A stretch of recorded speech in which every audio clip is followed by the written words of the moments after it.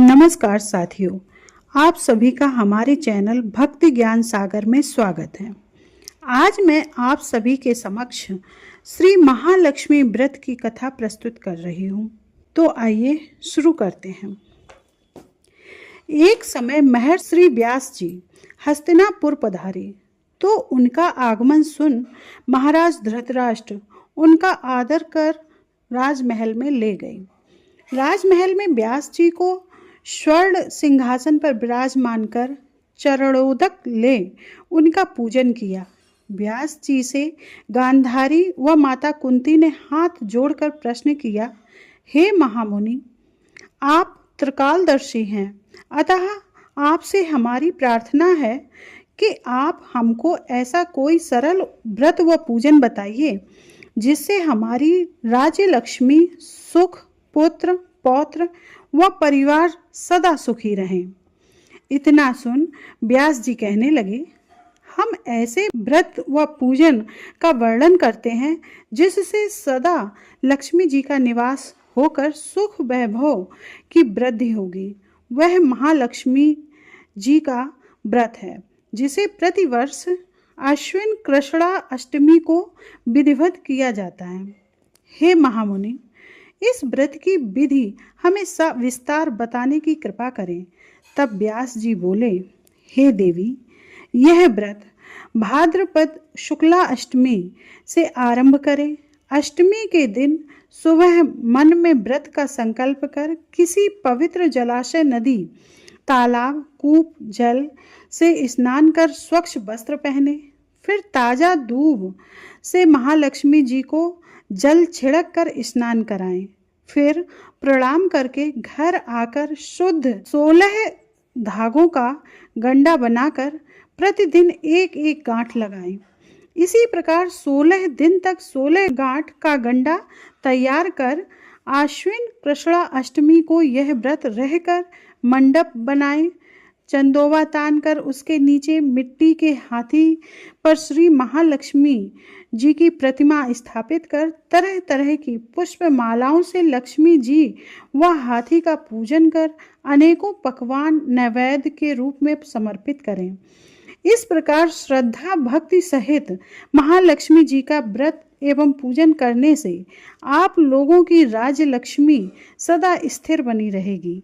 इस प्रकार व्रत का विधान बताकर व्यास जी अपने आश्रम को प्रस्थान कर गए। इधर समयानुसार भाद्रपद शुक्ला अष्टमी से राजघराने व नगर की समस्त नारियों ने श्री महालक्ष्मी जी व्रत को आरंभ कर दिया। बहुत सी गांधारी के साथ मान प्रतिष्ठा हेतु व्रत का साथ देने लगी तथा कुछ स्त्रियां माता कुंती के साथ भी व्रत का आरंभ करने लगी। इस प्रकार गांधारी द्वारा कुंती से कुछ द्वेष भाव चलने लगा। ऐसा होते होते जब व्रत के 15वें दिन समाप्त होकर 16वां दिन आश्विन कृष्णा अष्टमी का आया तो उस दिन प्रातः काल से ही नगर की स्त्रियों ने उत्सव मनाना शुरू कर दिया और सभी नर नारी राजमहल में गांधारी के यहाँ आकर तरह तरह के महालक्ष्मी के मंडप और मिट्टी के हाथी बनाने लगे। सभा में बड़ी तैयारियां होने लगीं और गांधारी ने नगर की सभी प्रतिष्ठित स्त्रियों को बुलाने के लिए सेवक भेजे, पर माता कुंती को नहीं बुलाया गया और न कोई सूचना उत्सव में शामिल होने की दी गई। और राजमहल में तरह तरह के उत्सव वाद्यों की ध्वनि गूंजने लगी। सारे हस्तिनापुर में खुशी मनाई गई। इधर माता कुंती ने अपना अपमान समझकर बड़ा रंज मनाया और व्रत की तैयारी ना की। इतने में महाराज युधिष्ठिर, अर्जुन, भीम, नकुल, सहदेव पांचों पांडव उपस्थित हुए। अपनी माता को रंज में उदास देख अर्जुन ने प्रार्थना की कि हे माता, आप इतनी दुखी क्यों हो?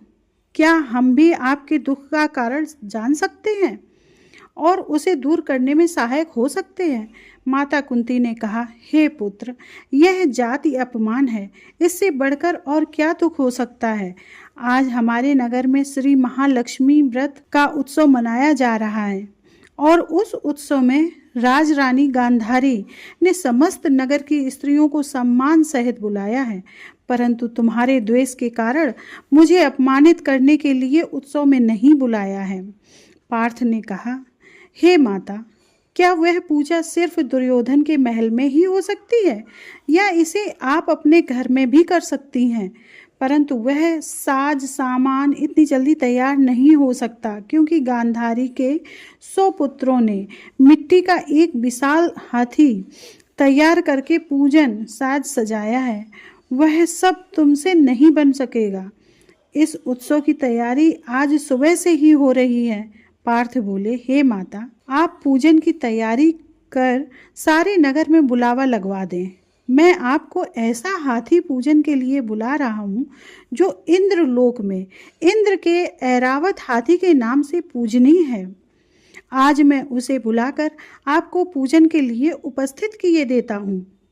आप अपनी तैयारी करें। इधर माता कुंती ने सारे नगर में पूजा का ढिंढोरा पिटवा दिया और पूजा की विशाल तैयारी होने लगी। तब अर्जुन ने इंद्रदेव को ऐरावत भेजने के लिए एक पत्र लिखा और एक दिव्य बाण से बांधकर उसे धनुष पर रखकर देवलोक की सभा में भेज दिया।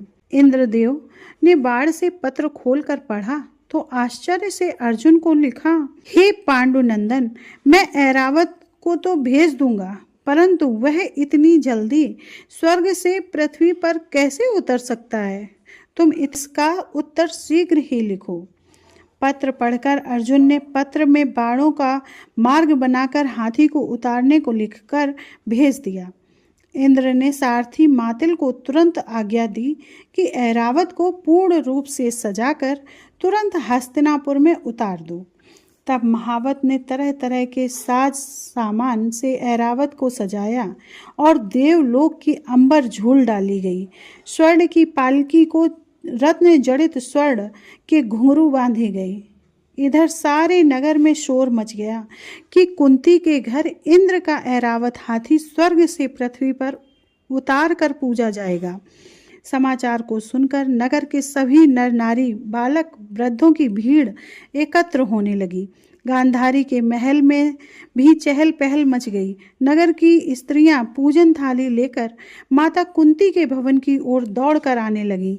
देखते देखते सारा भवन पूजन करने वाली नारियों से ठसाठस भर गया। माता कुंती ने ऐरावत को खड़ा करने हेतु अनेक रंगों के चौक पुरवाए, नवीन रेशमी वस्त्र बिछवा दिया। हस्तिनापुर वासी तरह तरह की स्वागत तैयारी में फूल माला, अबीर, केसर हाथों में लिए पंक्तिबद्ध खड़े थे। इधर इंद्र की आज्ञा पाकर ऐरावत स्वर्ग से बनाई सड़क पर चलकर सैने सैने आकाश से पृथ्वी पर उतरने लगा। उसके आभूषणों की ध्वनि नगर वासियों को आने लगी।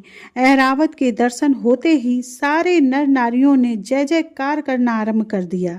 सायंकाल के समय ऐरावत माता कुंती के भवन के चौक में उतर आया। तब सब नर नारियों ने पुष्प माला, अबीर, केसर आदि चढ़ाकर उसका स्वागत किया। महाराज धौम्य पुरोहित द्वारा ऐरावत पर महालक्ष्मी जी की मूर्ति स्थापित करके वेद मंत्रों द्वारा पूजन किया गया। नगर वासियों ने भी लक्ष्मी पूजन का स्वागत करके ऐरावत की पूजा की। फिर अनेक प्रकार के पकवान लेकर ऐरावत को खिलाई गई। ऊपर से यमुना जल पिलाया गया। फिर तरह तरह के पुष्पों की ऐरावत पर वर्षा की गई। पुरोहित धौम्य द्वारा पुण्याह स्वचित्त वाचन करके नारियों द्वारा महालक्ष्मी का विधि पूर्वक पूजन कराया गया। फिर व्रत के डोरा के गंडा में 16वीं गांठ लगाकर लक्ष्मी जी के सामने समर्पण किया। फिर ब्राह्मणों को पकवान, मेवा, मिठाई देकर भोजन की व्यवस्था की गई। फिर वस्त्र, द्रव्य, सुवर्ण, अन्न, आभूषण देकर नारियों ने महालक्ष्मी पर पुष्पांजलि अर्पित की। तत्पश्चात धौम्य पुरोहित द्वारा महालक्ष्मी का विसर्जन किया गया। फिर नारियों ने ऐरावत को विदा कर इंद्रलोक को भेज दिया गया।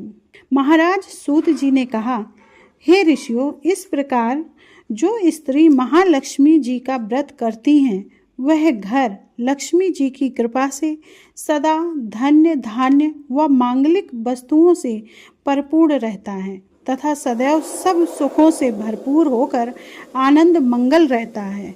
बोलो लक्ष्मी माता की जय। कथा समाप्त होने पर ध्यान मंत्र का जाप करना चाहिए। ओम श्रीम महालक्ष्मये नमः। यह मंत्र 16 बार जाप करना चाहिए और इसके बाद आरती शुरू करनी चाहिए। बोलो महालक्ष्मी माता की जय। ओम जय लक्ष्मी माता मैया जय लक्ष्मी माता, तुमको निश दिन सेवत हर विष्णु विधाता। ओम जय लक्ष्मी माता उमा रमा ब्रह्माणी, तुम ही जग माता।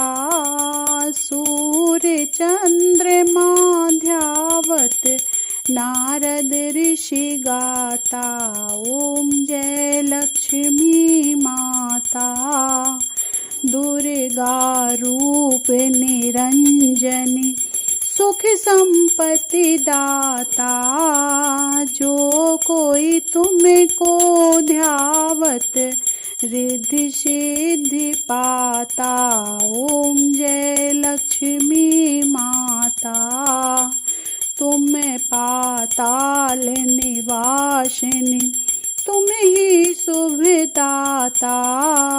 कर्म प्रभाव प्रकाशिनी, भवनिधि की त्राता। ओम जय लक्ष्मी माता जिस घर में तुम रहती, सब सद्गुण आता। सब संभव हो जाता, मन नहीं घबराता। ओम जय लक्ष्मी माता तुम बिन यज्ञ न होते, वस्त्र न कोई पाता। खान पान का वैभव सब तुमसे आता। ओम जय लक्ष्मी माता शुभ गुण मंदिर सुंदर, क्षीरो दधि जाता। रत्न चतुर्दश तुम बिन कोई नहीं पाता। ओम जय लक्ष्मी माता महालक्ष्मी जी की आरती जो कोई जन गाता। और आनंद समाता, पाप उतर जाता। ओम जय लक्ष्मी माता ओम जय लक्ष्मी माता मैया जय लक्ष्मी माता। ओम जय लक्ष्मी माता। बोलो महालक्ष्मी माता की जय।